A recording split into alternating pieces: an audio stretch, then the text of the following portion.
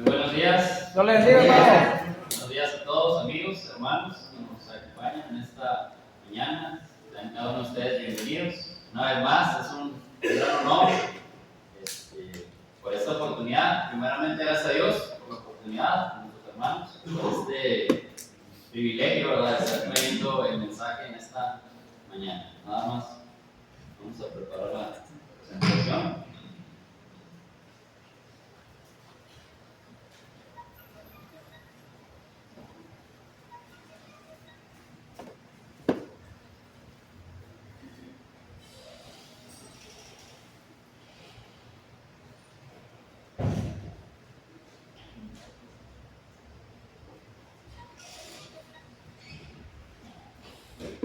Como usted puede ver en la presentación, el título de esta meditación, de este tema, es El cristiano y el mundo.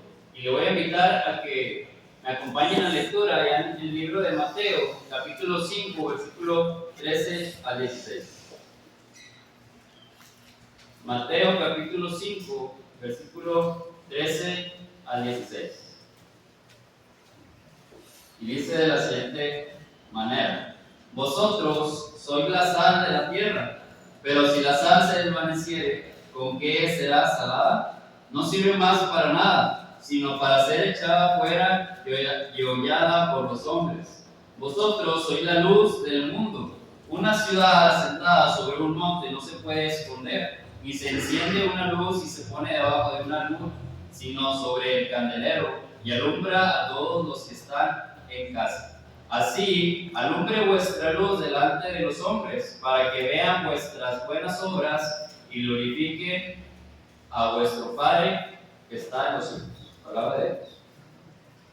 En esta ocasión, ¿verdad?, el tema es el cristiano y el mundo, ¿sí? Y esta lección, amigo y hermano, tiene que ver con estas dos preguntas, ¿verdad? Pregunta número 1: ¿qué significa ser un cristiano, particularmente en relación con el mundo?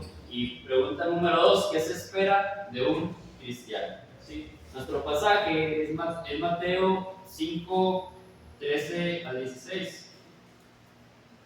Y en esta ocasión, ¿verdad?, vemos cómo se hace esta comparación, ¿verdad?, de la sal y de la luz, ¿sí? Y vemos allá en el libro de, bueno, estas palabras vienen de allá del clásico Sermón del Monte, ¿verdad?, del Sermón del Monte, cuando Jesús da esa predicación allá en el Sermón del Monte. Y también da una serie de características, ¿verdad?, allá en el libro de Mateo, el capítulo 5, pero ahora en el versículo del 1 al 12. Jesús acaba de describir el carácter de los seguidores de Jesús, ¿sí?, de aquellos que muestran una vida muy peculiar. Este tipo de personas, este tipo de seguidores son llamados bienaventurados. Si vemos una lista ya en Mateo 5, 1 al 12, y dice: bienaventurados los pobres en espíritu, bienaventurados los que lloran, bienaventurados los mansos, bienaventurados los que tienen hambre y sed de justicia, bienaventurados los misericordiosos, los de limpio corazón, los pacificadores, los que padecen persecución por causa de justicia. Bienaventurados sois cuando por mi causa os vituperen y os persigan, ¿verdad? Volviendo al pasaje, ¿verdad?, cuando dice la frase vosotros sois, allá en Mateo 5, 13, 16, no importa, significa que no importa cuán despreciados y cuán insignificantes seamos los discípulos, ¿verdad? Solamente somos la sal y la luz del mundo. Cuando la gente nos conoce a nosotros, ¿verdad?, como cristianos, se da cuenta de algo muy peculiar, ¿verdad? Cuando nos conoce y cuando nos trata, cuando platica con nosotros, cuando convive con nosotros, ¿verdad? Yo creo que muchas veces se han dado cuenta de algo, ¿verdad? Ellos han notado algo. Yo creo que alguna vez, en más de una ocasión, a usted le han preguntado, debido a su comportamiento: ¿acaso tú eres cristiano? Debido a nuestro comportamiento, ¿verdad? Y es que la gente de afuera, ¿verdad?, nota cuando hay algún comportamiento distinto de nosotros, ¿verdad?, hay algo diferente. Y eso tiene que ver con que seamos cristianos, ¿verdad? Porque cuando somos cristianos tenemos un comportamiento diferente, ¿verdad?, al mundo. Somos muertos en nuestra antigua manera de vivir venimos al bautismo, ¿verdad? Y nos convertimos en una nueva criatura y Dios nos llama a vivir en santidad, ¿verdad? Santidad significa estar alejados del pecado, ¿sí? Lo paradójico, amigo y hermano, es que somos diferentes del mundo, ¿verdad? Nosotros estamos viviendo en el mundo, pero somos diferentes del mundo, ¿verdad? A la misma vez estamos también relacionados con el mundo. Nosotros, ¿verdad? Los que trabajamos, los que convivimos, tenemos vecinos, tenemos compañeros, ¿verdad? Amigos en la escuela, aquellos que estudian, ¿verdad? Que pues, no son cristianos. Es imposible, ¿verdad? No tener esa convivencia con el mundo porque estamos en el mundo y tenemos esa interacción, ¿verdad? Estamos constantemente conviviendo con aquellas personas. Se condena la mundanalidad, pero también se condena la indiferencia y el aislacionismo, ¿sí? El ser indiferentes con las demás personas y el estar aislados, ¿verdad? Estar separados de las demás personas también se condena, es algo que no está bien visto ante los ojos de Dios. Sí, pero volviendo al tema, ¿qué quiere decir Cristo por la sal y la luz en relación al creyente? Bueno, vamos a pasar al punto número 1, ¿sí? Sal y la luz. Jesús nos da una explicación explícita, ¿verdad?, de las imágenes que nos quiere dar en que usan estos versículos.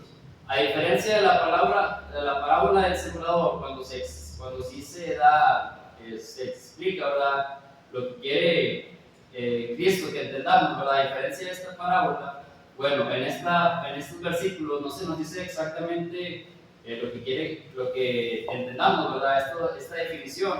Aquí nosotros como lectores debemos de tratar de comprender qué es lo que se refiere Jesús cuando dice la sal y la luz, ¿sí?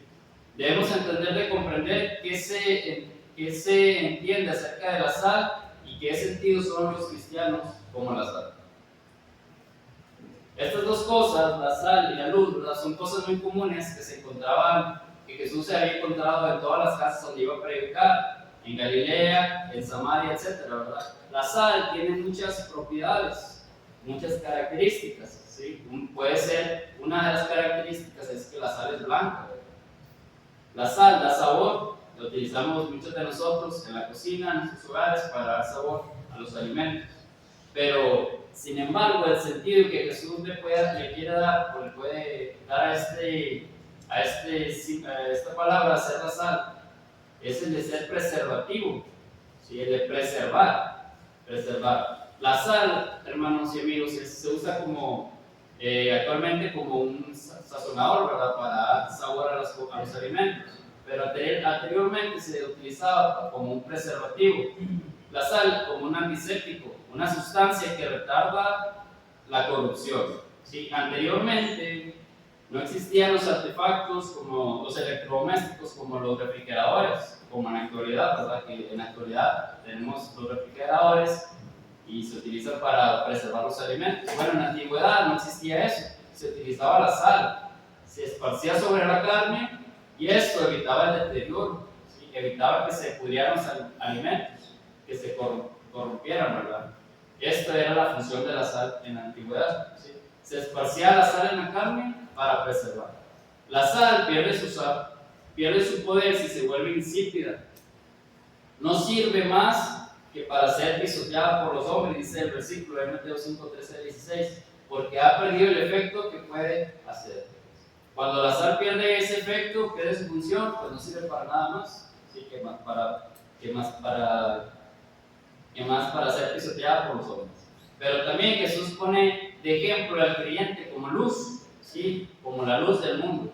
Jesús miró muchas veces a sus padres cuando él era un niño, ¿verdad?, en su casa, poner una luz, una lámpara con aceite, ¿verdad?, cuando se escondía el sol, ¿sí? Cuando llegaba la noche, bueno, sus padres eran los que hacían eso. Jesús utilizó este ejemplo, ¿verdad?, como ilustraciones de lo que los cristianos deben de ser. La luz debe de brillar y la sal debemos de esparcir, ¿sí? Y vamos a pasar al punto número 2. Vamos a meditar en esto. Observemos 3 verdades en estas ilustraciones. Verdad número 1. Los cristianos son diferentes. Por definición, hermanos y amigos, los cristianos son seguidores de Cristo. ¿sí? Tenemos a un maestro que nos rige, a un maestro que nos dirige, que es Cristo. Y anteriormente, en otras ocasiones, hemos visto cómo la iglesia es el cuerpo, ¿verdad? Nosotros los creyentes somos el cuerpo y Cristo es la cabeza. Hay un contraste entre la luz y la oscuridad. El mundo es oscuridad, pero el creyente es su luz, ¿sí? El mundo está corrupto. Y esa es una verdad que vemos actualmente hasta el día de hoy. ¿Sí? Vemos cómo en el mundo hay mucha maldad, no hay amor. Vemos cómo el mundo está corrompido. Dice que Dios los entregó al vientre reprobado. Ellos no entienden, no tienen amor, hacen las cosas, hay guerras, hay destrucción, ¿verdad? Hay homicidios, hay matanzas, abandonos y gente que padece hambre. Bueno, el mundo está corrupto, pero la sal que vimos previene el deterioro, previene la corrupción. ¿Y qué nos está diciendo Jesús, verdad? Sean sal y sean luz. El cristiano es diferente, ¿verdad? El que no practica lo que el mundo practica, la maldad que el mundo practica, ¿sí? El cristiano no hace lo que el mundo hace.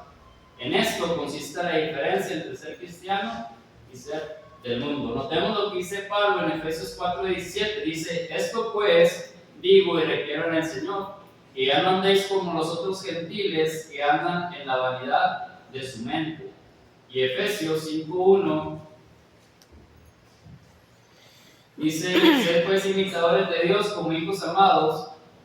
En esta parte, aquí explica Jesús la diferencia entre ser seguidor de Cristo y estar separado de Cristo. ¿Sí? Nosotros como cristianos no debemos de sentirnos menos porque somos cristianos, ni tampoco debemos de pedir disculpas, ¿verdad?, porque somos cristianos, sino todo lo contrario, debemos de estar orgullosos de que somos cristianos, ¿verdad?, de que somos hijos de Dios. Y vamos a pasar al punto número 2, ¿verdad?, otra verdad. El cristiano debe tener una influencia en la sociedad. Filipenses 2:15 dice: para que seáis irreprensibles y sencillos, hijos de Dios sin mancha, en medio de una generación maligna y perversa, en medio de la cual resplandecéis como luminares en el mundo. La forma de vivir del creyente es diferente, ¿verdad?, al mundo. Por lo tanto, esa diferencia de conducta se penetra en la sociedad de tal forma que es influyente. Nuestro comportamiento debe de ser influyente, ¿verdad?, para las demás personas. ¿Sí? El hecho de que nosotros no digamos malas palabras, de que no andemos en lugares en los bailes, ¿verdad?, donde anda el mundo, donde hay mucha maldad, en las fiestas donde hay mucho alcohol y mucha borrachera, ¿verdad? Eso es lo que nos hace diferentes. Y el comportamiento de nosotros es lo que debe de influir en las demás personas, ¿verdad? Debemos de ser ejemplos para las demás personas. Vosotros sois la luz del mundo, dice Cristo en el pasaje. Los poseedores de la luz se convierten en difusores de la luz, ¿verdad? Nosotros como luz debemos de ser difusores de la luz. Debemos de compartir la luz, ¿verdad?, con las demás personas. Nosotros colectivamente somos luz, sí, pero separados, individualmente somos luces, ¿sí? Y vemos el pasaje en Filipenses 2:15, dice: para que seáis irreprensibles y sencillos, hijos de Dios sin mancha, en medio de una generación maligna y perversa, en medio de la cual resplandecéis como luminares en el mundo. Y Efesios 5:8 dice: no son luz en sí mismo, sino en el Señor, ¿verdad? No somos luz por nuestros propios méritos, por nuestro propio entendimiento, sino en el Señor. Para enseñar que la conducta debe ser manifiesta, Cristo nos da algunos ejemplos. El de una ciudad en una montaña, ¿verdad?, y el de una luz en un cuarto. Los creyentes deben de ser visibles. Los creyentes debemos ser visibles y radiantes, ¿verdad?, como despidiendo rayos de luz. Una ciudad en una montaña tenía unos muros muy altos y esto la hacía todavía más visible.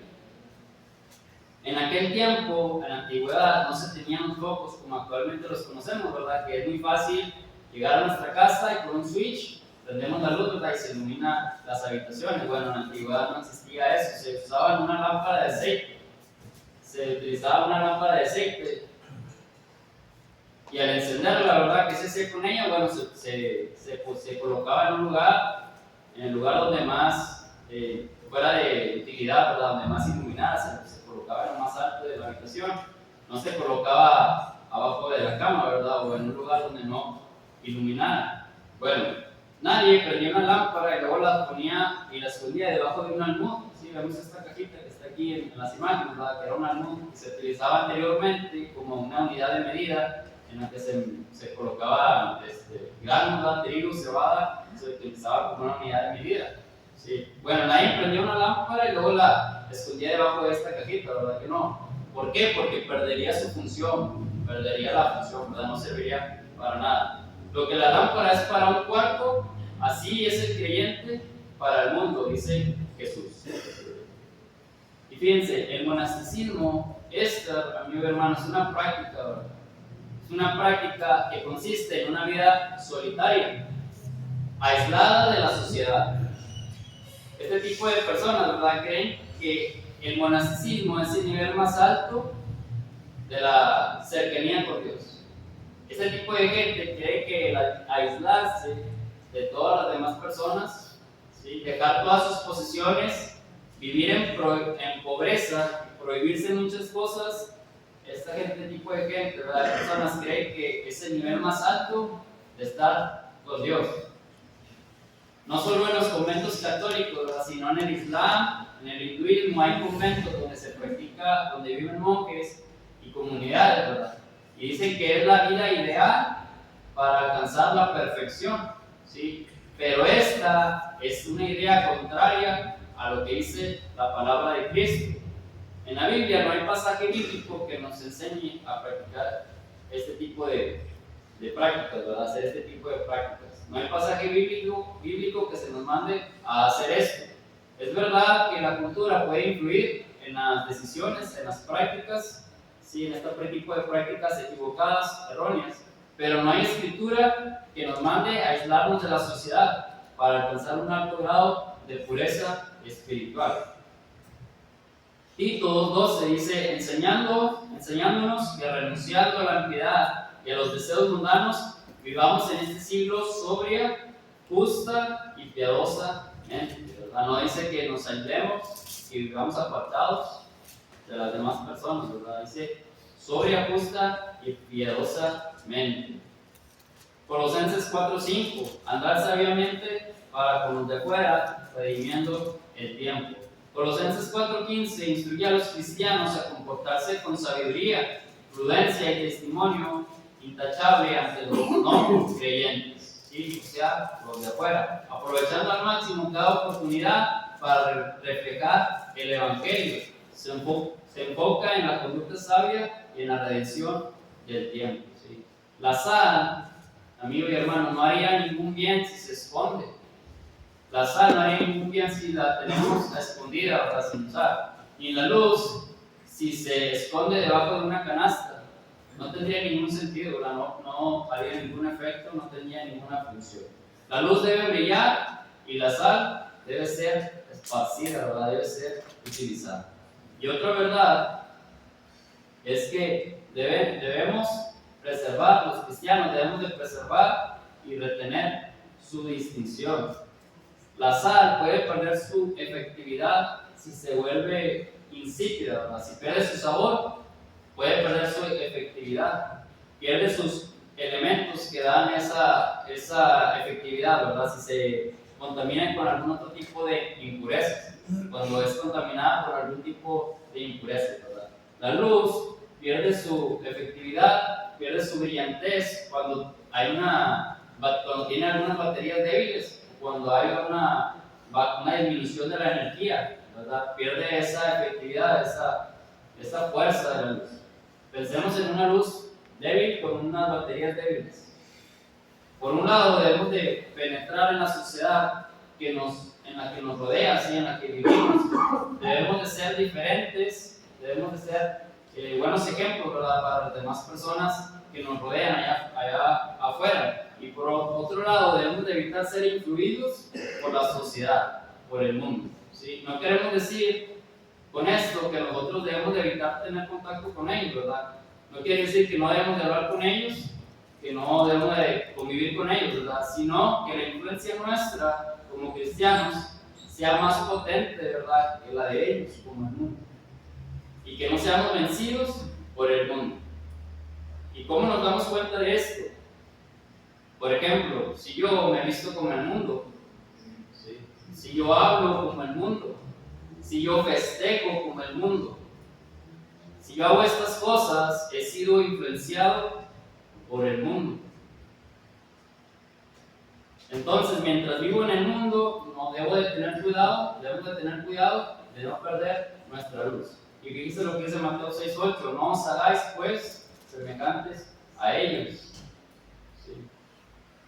Romanos 2:12 nos dice, no os conforméis a este siglo. Entonces, estos versículos nos invitan, ¿verdad?, que no seamos como el mundo, ¿verdad?, que no seamos vencidos por el mundo, de que tengamos cuidado, ¿verdad? Sabemos que es inevitable convivir con la gente, ¿verdad?, allá afuera, pero lo que no es inevitable, ¿verdad?, es que nosotros caigamos en ese tipo de conductas, en ese tipo de comportamiento, ¿verdad?, que nos hagamos igual ese tipo de comportamiento, ¿verdad?, que tiene en el mundo, ¿verdad?, que seamos diferentes, que no nos hagamos semejantes a ellos, que no nos conformemos a este siglo. Conclusión. Mateo 5:16 dice, así alumbre vuestra luz delante de los hombres, para que vuestras buenas obras, para que vean vuestras buenas obras y glorifiquen a vuestro Padre que está en los cielos. Seamos luz y seamos sal. ¿Sí? Si nosotros somos luz y seamos sal como cristianos, ¿verdad?, la gente de allá afuera del mundo mirará nuestro amor, mirará nuestra cortesía, mirará nuestra amabilidad. La gente detectará nuestro gozo, nuestra paz y nuestra confianza. Algunos nos respetarán, ¿sí?, y dejarán de decir esas malas palabras, esas groserías que usualmente dicen, ¿verdad?, aquel comentario obsceno, aquella mala conducta, ¿verdad?, que suelen tener.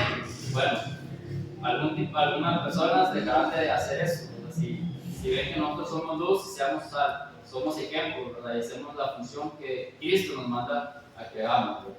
Algunos nos respetarán y dejarán de decir aquella mala palabra. Mirarán también nuestra fe y nuestra convicción, ¿verdad? Tenemos esa fe, recordemos que la fe es pues la certeza de lo que se espera y la convicción de lo que no se ve. Como cristianos tenemos esa fe, esa confianza. La gente allá afuera mirará que pedimos perdón cuando nos hemos equivocado en algo. También es importante, ¿verdad?, que como cristianos reconozcamos y pedamos perdón cuando nos equivocamos en algo. Mirarán que lo respetamos, ¿sí? Mirarán que respetamos, mirarán nuestra conducta y glorificarán a Dios. Amigo que usted nos visita en esta mañana, en esta ocasión, si usted quiere ser una influencia positiva en el mundo y si está interesado en traer gloria a Dios, debemos de convertirnos en cristianos, ¿verdad? Y la única forma de ser cristianos es mediante el bautismo. El hacer morir el viejo hombre y el renacer como una nueva criatura. Esperando que este tema haya sido de beneficio para cada uno de nosotros, ¿verdad?, que lo hayamos comprendido y lo atesoremos, y lo guardemos en nuestro corazón y lo pongamos en práctica. Que Dios lo bendiga. Dios le bendiga, hermano.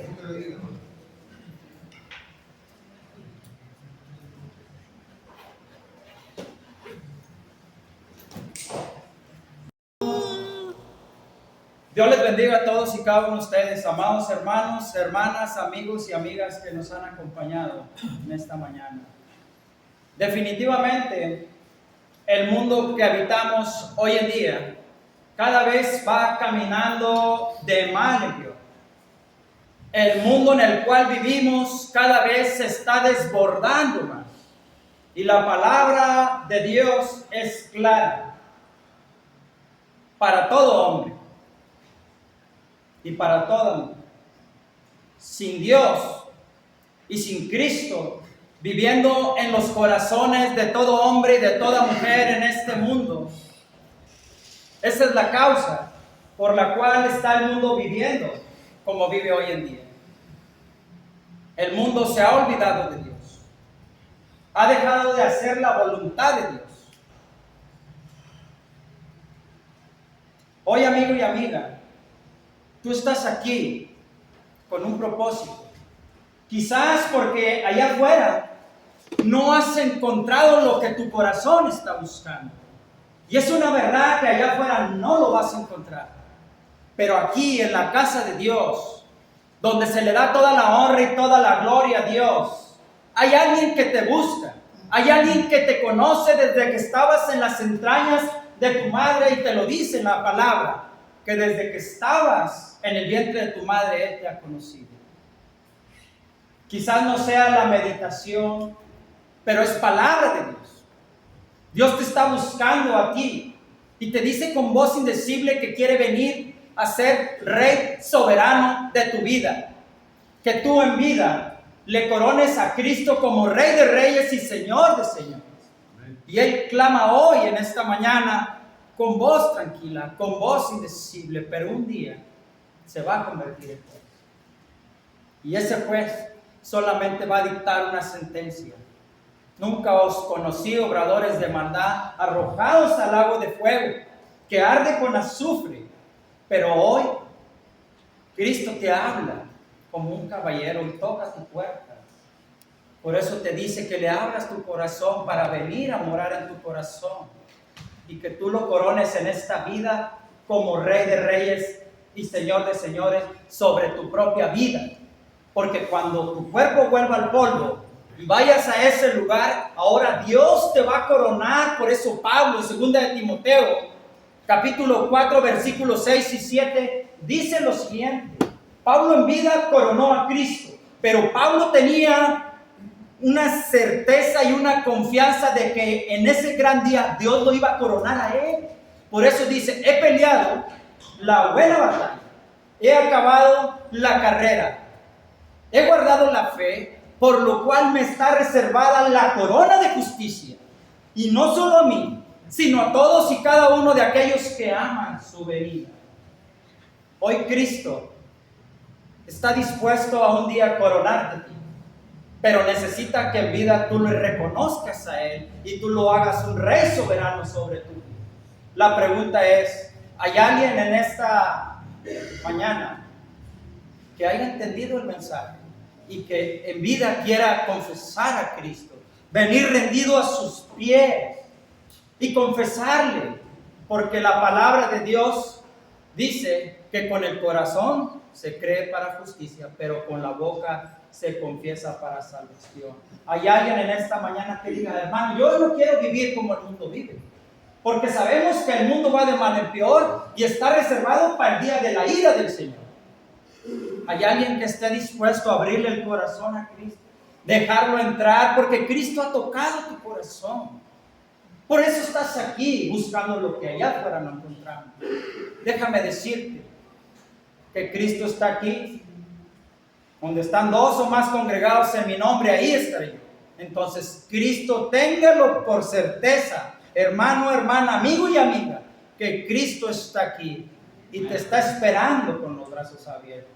La pregunta es, ¿hay alguien que quiera venir a Él en esta mañana y confesar como Rey de Reyes, dejarlo entrar en su corazón y que sea un Rey soberano sobre su vida, sobre mi vida? Porque Cristo es el Rey soberano hoy sobre todos los que estamos aquí.